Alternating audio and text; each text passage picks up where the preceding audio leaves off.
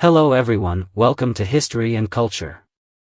In Chinese history, the Jurchens, later known as the Jin people, were originally just a remote tribe living in the northeast.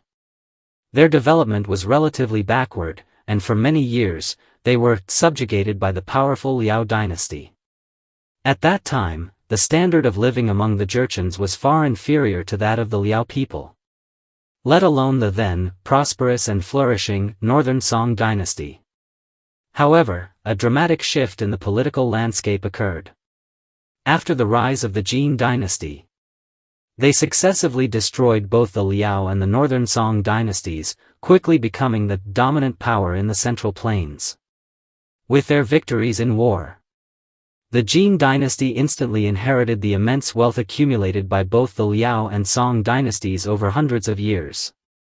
The treasury of the Jin capital overflowed with gold and silver. Indeed, the Jurchens had become rich overnight. Wealth can not only change an individual's fate, but it can also completely transform a nation. It was in this context of great abundance that Emperor Wanyan, later known in history as the Prince of Hailing, ascended to the throne. Faced with mountains of treasure, this ambitious ruler developed a grand aspiration to unify the entire realm and completely eliminate the southern Song dynasty. To realize his great ambition, Wanyan decided to move the capital from the original Shangjing, in modern-day Heilongjiang, to Beijing, which was geographically closer to the Central Plains. He personally traveled to Beijing and carefully selected a geomantically auspicious site in the Fangzhou district, where he planned to construct the Imperial Mausoleum for the Jin Dynasty. He then ordered the tomb of the founding emperor, Wanyan Aguda, to be relocated from Acheng in Heilongjiang to Fangzhou in Beijing and renamed it Ruiling, the auspicious tomb. At the time, the Jin dynasty was at the height of its power. The palace was filled with rare treasures looted from battlefields.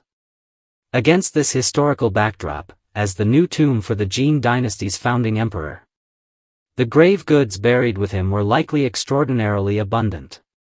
It is said that the tomb may contain an astonishing amount of treasure, including rare cultural artifacts looted from the Song Imperial Palace, perhaps even paintings and calligraphy by Emperor Huizong of Song. In the 21st century, due to increasing rainfall in the Beijing area, the geological conditions in the Fangzhou district began to change, and the Ruiling tomb showed signs of partial collapse.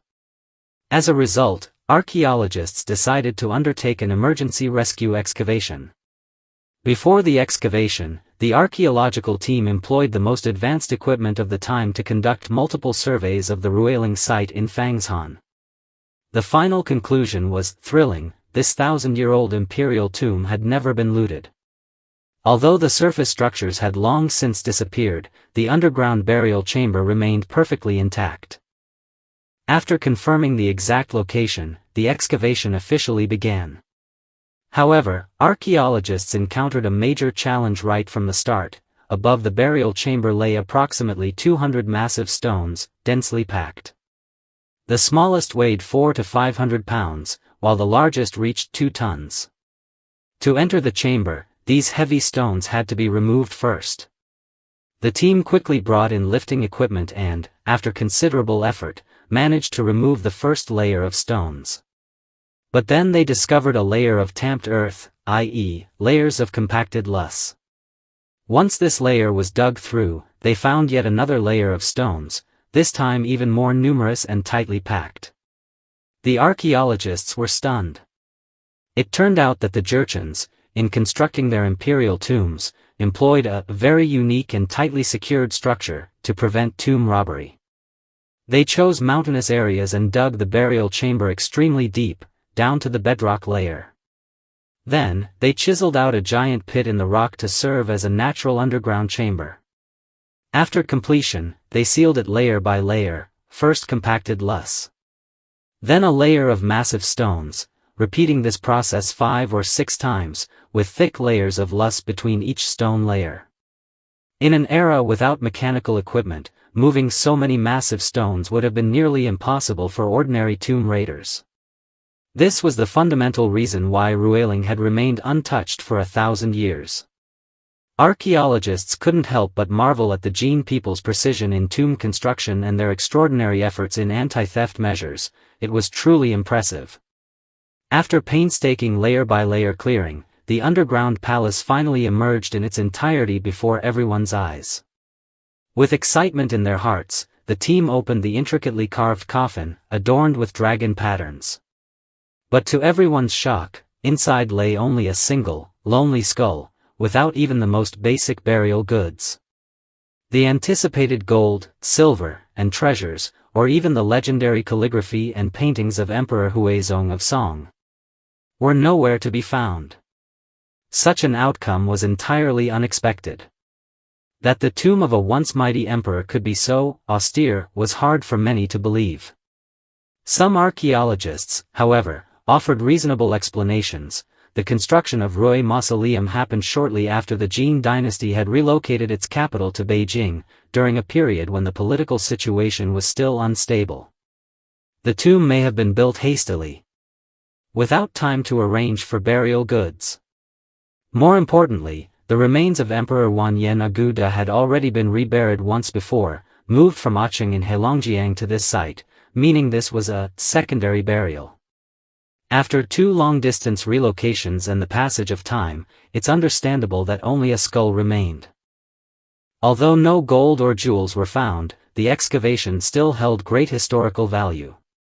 It revealed the anti-looting structure of royal tombs from the Jin Dynasty, and restored a vivid fragment of history, providing precious physical evidence for further research into the Jin Dynasty. According to historical records, Wanyan Aguda, whose Han name was Wanyan Min, was born in the Wanyan tribe of the Jurchen people, in present-day Hongzhang district, Harbin, Heilongjiang province. He was the founding emperor of the Jin Dynasty and an outstanding military commander. From a young age, Wanyan Aguda was physically strong and skilled in archery and horseback riding. In the third year of the Liu dynasty's Tianqing reign, 1113, he succeeded his elder brother Wanyan Huaishu as leader of the Jurchen tribes, with the title Dubojili. After taking power, he worked to unify neighboring tribes and continuously expanded his influence.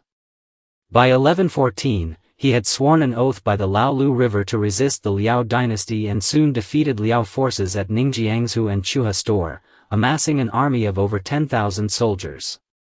In 1115, Wanyan Aguda officially established the Jin Dynasty, proclaiming the era name Shogua and setting the capital at Huining Prefecture. He declared himself the Great Sage Emperor. In terms of economic policy, Wanyan Aguda placed great emphasis on agricultural development. He repeatedly issued edicts encouraging farming and personally planned the implementation of a military agriculture system, Tunshan. He ordered Commander Beluhuo to lead 10,000 men to Tai Prefecture to reclaim land and farm, practicing a system that combined military readiness with agricultural production. This model became a hallmark of the Bmuk and Mengan military structure, where troops farmed and raised horses during peacetime. He also demanded that local commanders prioritize agricultural development and proposed rewarding those who made significant contributions. Even the timing of warfare was carefully calculated. He mandated that wars be launched in the autumn, typically August or September, so as not to interfere with spring planting and when horses were in their strongest condition. In terms of diplomacy, after the rise of the Jin Dynasty, Wanyan Aguda established close relations with the Song Dynasty. Emperor Huizong of Song dispatched emissary Ma Zheng across the sea from Dengzhou to negotiate an alliance against the Liu, culminating in the historically famous Alliance of the Seas. Between 1117 and 1123, the Song court sent envoys to the Jin state 10 times, conducting multiple rounds of negotiations over the ownership of the 16 prefectures of Yenyun. In April of the 5th year of the Xuanhe era, 1123, Song forces entered Yanjing, modern-day Beijing, and requested the return of Yanjing along with other territories. Although some Jin officials advised Wanyan Aguda to keep these regions, he ultimately honored the alliance and returned Yanjing, Zhuozhou, Ezhou, Tanzhou, and other areas to the Song. according to the Jingkong Baishe Jianzheng. His son Wanyan Zhongyang once said, "My father, the grand ancestor, forbade me from attacking Song, his words still ring in my ears." This statement demonstrates that Wanyan Aguda maintained a fundamentally amicable stance toward the Song dynasty in his strategic thinking. Historians have commented that Wanyan Aguda was not only a brave and decisive military leader but also a visionary statesman and national leader. His contributions to unifying the Jurchen people, founding the Jin Dynasty, promoting writing reform, developing agriculture, restructuring the military, and managing diplomatic affairs laid a strong foundation for the Jin Dynasty's strength and opened a new historical chapter for the Jurchen people. This is the History and Culture channel. Liking and subscribing are the greatest help and support to us. Thank you everyone and see you in the next time.